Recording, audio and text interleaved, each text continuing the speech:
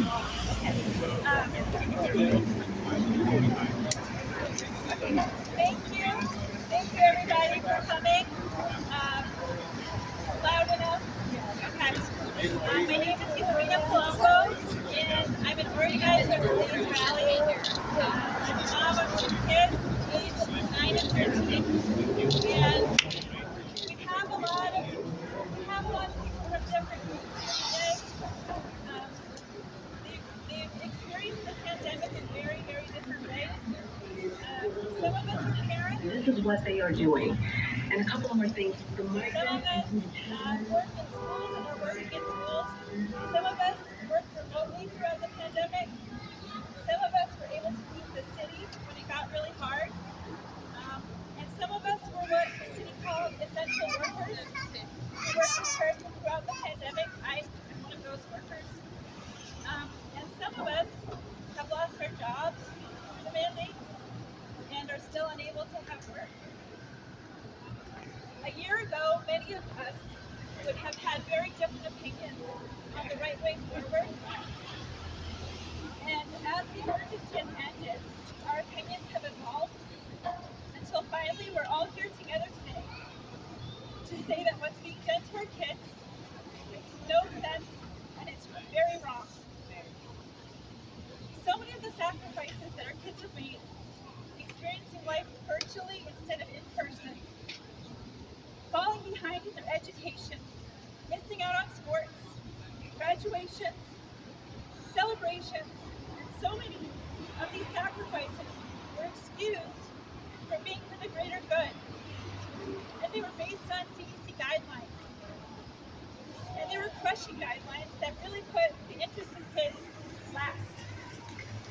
So this summer, when the CDC on August 11th finally updated its guidelines to acknowledge that we're past the emergency and that it no longer recommends differentiating between the vaccinated and the unvaccinated, that indeed equity and consequences of restrictions should be considered in schools, many of us rejoiced. And our relief is short-lived because on August 16th, only a few days later, in defiance of the updated CDC guidelines, the DOE announced its own policies for the upcoming school year. In New York City, unlike anywhere else on Earth, practically anywhere else on Earth, unvaccinated children are barred from playing sports, from after-school programs, from participating in paid internships, and unvaccinated parents are barred from even entering their child's school building. Almost 3 years into this pandemic, public health policy seems based on politics rather than evidence, and our children have suffered enough. It really needs to end. Today we're all here to call the mayor and the DOE to end all mandates immediately. It's time to restore normal and to begin the long process of undoing all the damage done by pandemic restrictions. Thank you again for all coming here. I'm going to introduce the next person to help them. Woo! Thank you. I have to say, we've been doing this for a really long time, and this is getting boring. We've been here so many times through all the seasons. First, we were begging for schools to reopen, then we were begging for masks to come off. Now we're begging for more crumbs. I mean, it's ridiculous. So I have this to say to Mayor Adams. We started the fight for our city's children under a different mayor, Bill de Blasio. It was November 2020 when we came right here, and eventually you were at our side. Our first call was to open the schools. You alone, as borough president, stood outside Gracie Mansion with me and other moms and yelled, "Open our schools." We were grateful for your partnership and your support. You spoke so passionately and unequivocally about disrupting the school-to-prison pipeline, how important it was and still is to keep kids in school. In February 2021, you joined us once again when together with About You we called on Mayor de Blasio to restore public school athletics, like private schools, parochial schools, and schools outside the city had already done. You said,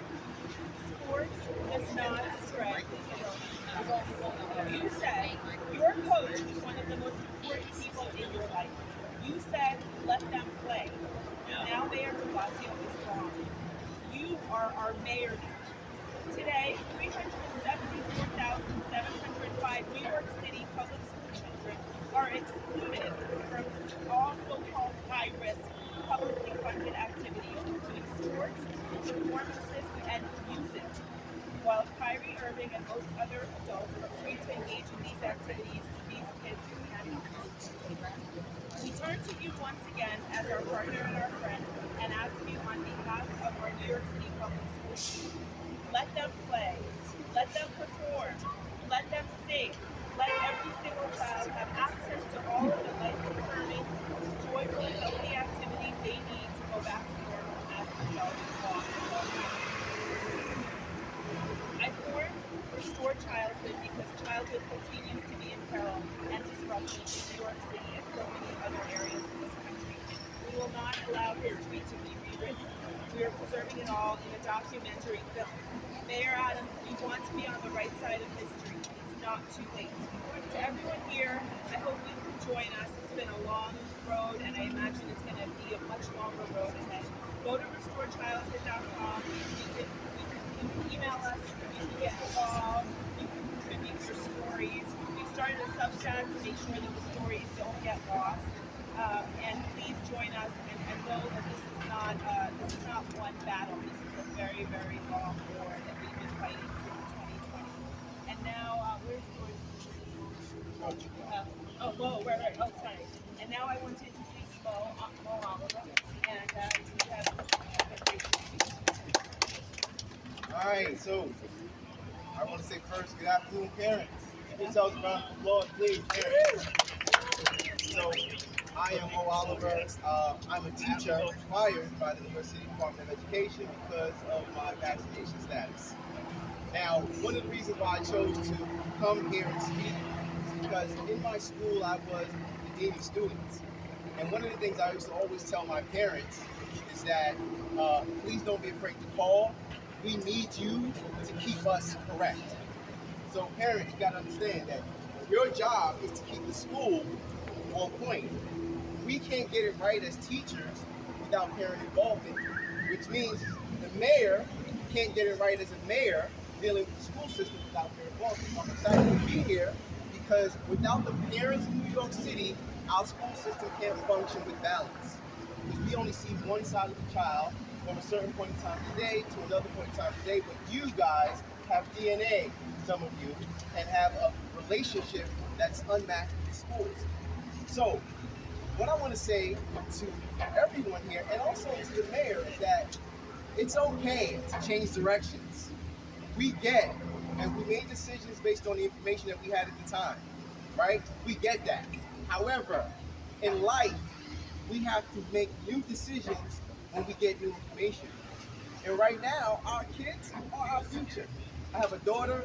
She is 11 years old, and I can tell you right now, she has suffered tremendously throughout this pandemic because, like her father and mother, she's not vaccinated.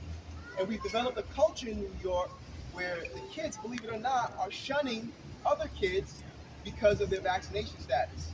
And the problem with that is that when we segregated our school systems, there were no unvaccinated teachers in the school system or in the school buildings that could be a bridge or a voice for those kids who were, like my child, living with parents who made the decision for them to not be vaccinated. So just think about bullying. Think about the bullying campaign and how we went so hard, go so hard to stop bullying. Bullying turned its face, a face that we didn't expect, we didn't realize it. But our kids were silently bullied. My daughter told me she just wants to go to school unrecognized. Right? And you gotta imagine 2020, 2021, that really affected her social skills. So right now, this is what I'm dealing with at home. It's a real problem. So I'm a teacher and I'm a parent. And while I felt like I was, I felt like I knew what I was doing, but I realized I didn't. I don't know what I was doing because I didn't expect my daughter to be the child that she is, afraid to let people know who she really is. So I think right now is an opportunity for all of New York to recognize, look, we were wrong in certain ways. And it's okay to be wrong, because the beauty about it, and those of us who are teachers, those of us who are parents, we know that sometimes The mistake is the best teacher. The mistake is the best lesson. When we realize that we made a mistake, we are now stronger than we were before. So, oftentimes, our bones don't always break in the same place. When it heals stronger. So right now, we need to heal New York City, which means heal our children. Let them know right now, yes, we made a decision that we thought was the best decision for you because we love you. But we realize now that maybe we could have done things differently. And because we love you, children, we're going to let you play. We're going to let you play. Let them play! Let them play! Let them play! Let them play! Let them play! Let them play! Let them play! Let them play! Let them play! Let them play! Let them play! So I want to add that, look, this is a struggle. And some of us have been standing on our square for a very long time. Some of us have now come to the square, right? And that's okay. That's okay too. And I want to say, like, it's this is a struggle that no matter how rich you are, how poor you are, we all kind of felt the same struggle. And I have here a message from Kyrie, right? And I got to say that Kyrie has been an inspiration to us, to me, myself, because it's a lonely walk to be unvaccinated. It really is. It's a lonely walk. And sometimes you really feel like, especially when you have children, you know that you're doing the right thing, but when you look at their faces and my daughter's saying, Dad, I just want to be normal. And I had to say to her, what does normal mean? And she's like, just what everybody else is doing. And sometimes you can't do what everyone else is doing because what you're doing matters, because everyone else will one day see that what you're doing is the right thing to do and turn in the other direction. So I'm excited to read what Kyrie has written here today. I hope I do it justice. And if anybody gets to Kyrie, please tell him if I mess up. Don't forgive me. And he needs to get at me because I got some things I want to ask him. But anyway, here we go. He writes, "We are all standing together. Liberation and body autonomy should be a birthright. I am in LA awaiting the son to be born. Otherwise, I would be out there with you all. I will continue to amplify all the voices this year. I'll see y'all when I get back. God truly has all of us and is doing everything possible to expose the evil out here in our world. Where we are in history is truly remarkable because the system did not expect us to fight back. They will not defeat us or kill our spirit." The words of Kyrie can explain unvaccinated. So let our children play. Let them play. Let them play! Let them play! Let them play! Let them play! Let them play! Let them play! Let them play! Let them play! I'm going to pass it on to my brother George. He's a coach with About You New York. Thank you so much. To go back into what we were talking about, Eric Adams in February of 2021 co-sponsored our 5-borough rally. Do that chant, let them play. He was on our side. Now, give you guys the current state of what's going on in sports. The both of us, we go to school together. We can sit in class together all day. We can have lunch together. We can play basketball in gym together. After school, the unvaccinated student, being me, can't play with Mo. I can then cross the street, transfer to the Catholic school. We play a game against each other. We can play against me as long as he signs a waiver. So the question is, what science is that? It's not about What science. science is that? It's no science. It's about That to control. me is the science of inequality and abuse of power. Fake Okay? science. So where we want to go next with this is that Kyrie Irving just 6 months ago, he fought. He was allowed to play in away games, but he couldn't play in New York City. He fought against it. He won. And he said today, he's going to amplify our message. So we have a call to action right now to the New York Giants, the New York Jets, New York Yankees, New York Mets, New York Knicks, Brooklyn Nets, New York Liberty, and New York Rangers. Stand with us and end all mandates. Stand with kids and fight inequality in New York City. It ends today. Thank you. These kids are the future Giant players. These are the future Nets players. Come on, let them play. Let them play. Let them play! Let them play! Let them play! Let them play! Come on, guys. I'm going to introduce Coach Clario, who's been by my side. I met him back in January of 2021 of our first thing. And Coach Clario is the winningest coach of all time in the PSAL. He's been coaching for 50 years. And now he's fighting again for sports. Hello, my name is Coach Ron Clario. I have been the boys varsity basketball coach at Cardozo High School. That something goes back to when Babe Ruth was still playing for the Yankees. In 1972-73, I was playing there. 75, 76 became the assistant. Head coach 81 to 82, becoming the head coach to now 2022, 2023. I'm starting my second half century there. It seems like so many in certain places are counting votes, not students, student athletes, youngsters shot and killed, and lives destroyed. Things have gone so haywire. Before the pandemic, if you walked into a bank with a mask on, they would call the police. During the pandemic, if you walked into a bank without a mask on, they wouldn't let you in. This has been so much devastation to our youth because of this pandemic. There are a tsunami of problems. Each kid has a spark, but too many now have lost that spark and they need a match to reignite their withering flame. If he or she's parent says no vaccine because of fears, then any after-school event means the flame withers away. A mandate so no extracurricular activities adds youngsters to the streets and gangs. Drinking alcohol and smoking becomes a sport. Many not playing PSAL play SCL, Street Corner Loser, and can end up getting a scholarship, LL, to Lifetime Loser. We need to try to get all of our youth ready for the true city championship game of life as adults. This is an unmitigated disaster. I was told the zip codes with the highest rate of poverty have the highest rates of violence and also have the highest rate of unvaccinated. We must normalize an abnormal situation.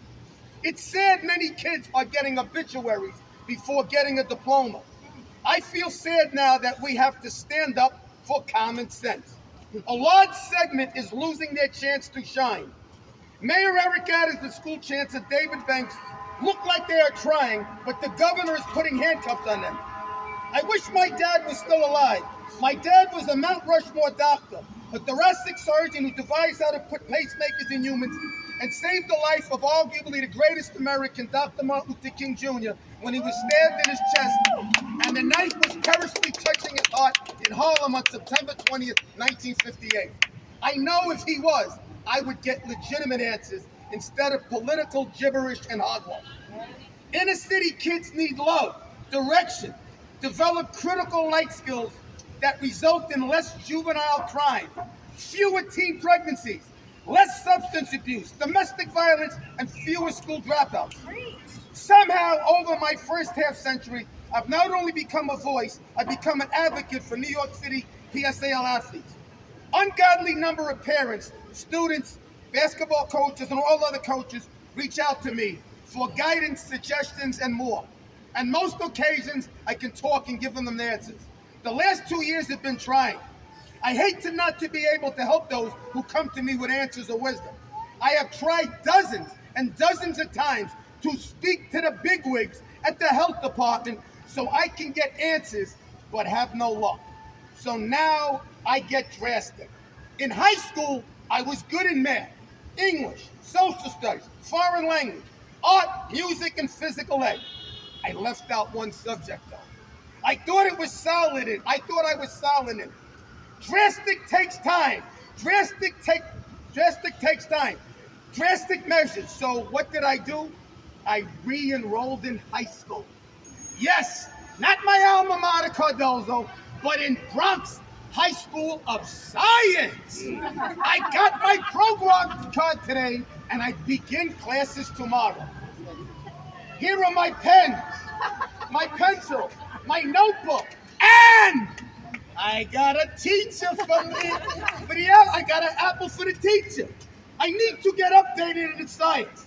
Two of my teachers are Nurse Ratchet, she's mean, and Mr. Magoo. I need to learn about the science. Why kids need no vaccinations to go to school. Parents need one vaccination to get into a school. And kids to participate in after-school activities like sports need 2 vaccinations and then wait 2 weeks. Does the COVID virus sneak into school right after class is over? Catholic school kids don't need vaccinations. That's right. Is that because COVID is scared of God? I can play chess during school, but if not vaccinated, I can't after school. I have many, many more questions. I can't wait for my science teachers tomorrow to help me learn. I have to leave now because I don't want to be late to class.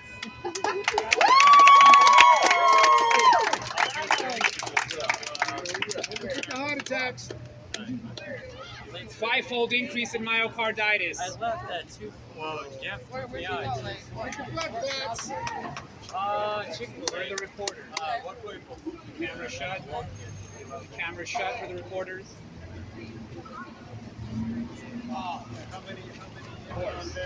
Hi guys. My name's Daniela Giancal. I have been doing this along with Natalia and Maud and Yantin and a lot of other faces in this crowd for 2 years, since 2020. At that point, I was begging the city's mayor to keep NYC schools open. Since November 2020, we've learned a lot. We have learned that keeping our schools closed and shutting kids out of their communities is not just a mistake, an unmitigated disaster. And not just for their education, but also for their mental and emotional well-being. School is not just attending classes. Schools don't need to be open in that you can walk through the door. Schools need to be open in that they provide a community for New York City's children and their families to grow and develop their full potential. I'm not going to talk about the sports mandate. It's obviously ridiculous. It is obscene that Kyrie Irving, God bless him, he's been a good child, but it's obscene that Kyrie Irving can play in front of 10,000 unvaccinated fans, but a 15-year-old cannot throw a football to his friend after school in organized sports. The criminal, I want to talk today about how unvaccinated parents are still not allowed in their children's school buildings. And because unvaccinated parents aren't allowed in and school safety agents and principals do not want to be the COVID police, what ends up happening is that no parents are allowed in their school, in their child's school building. Curriculum night, the night when you meet your child's teacher, the person they spend 7 hours a day with every single day for 10 months, online. No parents are allowed in the building. Parent-teacher conferences are online. Any activity that a school used to have, Family Fridays, that brought parents into the building so that they could build a community, so that they could meet the teachers that were educating their children, so that they can meet the parents of the children that their kids sat next to every single day, have been eliminated and canceled. If your child is struggling in school, you cannot go into the building to meet their teacher.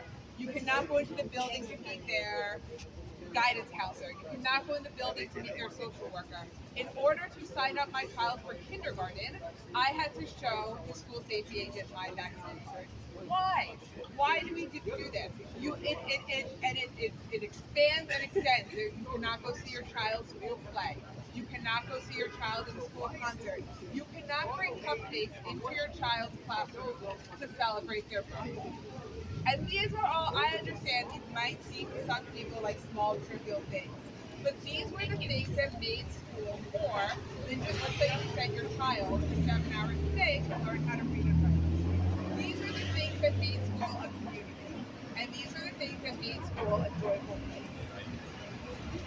It is long past time to return normalcy to our school children and to our school buildings.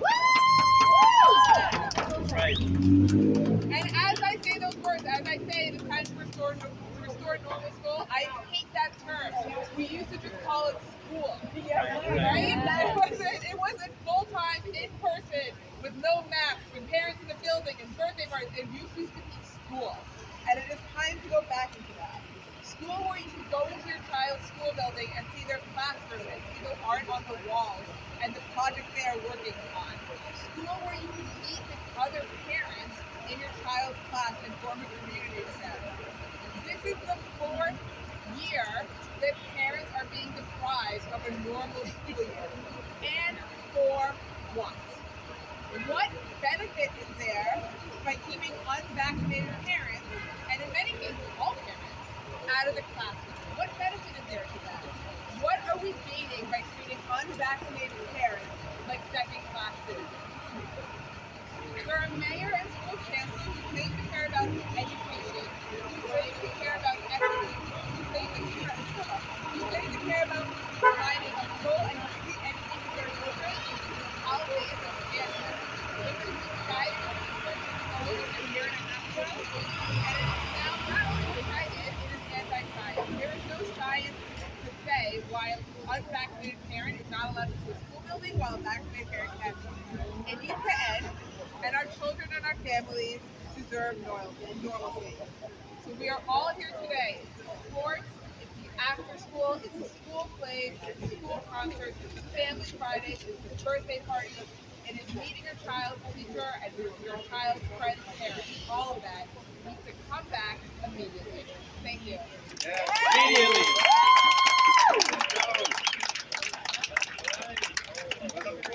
Hey guys, I'm going to wrap it up. I just want to say, first of all, thank you so much to Yasmina and Susan and the woman who organized us to be here. And I want to say there's a little guy, a little 4-year-old behind me, who cracked me up because as he walked up here with his mom, and his mom had a toddler on her hip, and they walked up here, as soon as they hit these steps, he goes, "Not this again." And I thought, that's a mom who's been showing up, right? He's 4 years old, and he's already been on the steps of Tweed Courthouse protesting more than Woods.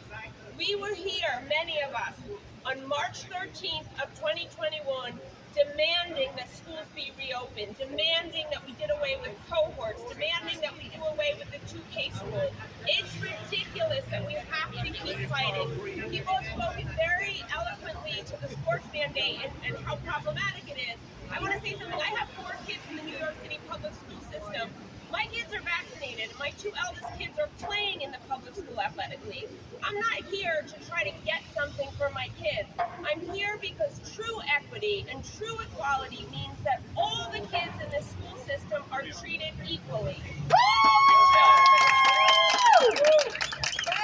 There's no reason we should be here. Expensive lobbyists talked to Mayor Adams and convinced him that Kyrie Irving should play. I'm so grateful to Kyrie Irving for sending the message that he did for us today, because we need more athletes to speak up on behalf of the student athletes who need a future, they need scholarships, and they need the joy of playing sports. I hope this is the last time we have to be here. But I'm not sure. I think what we need is more parents to be here.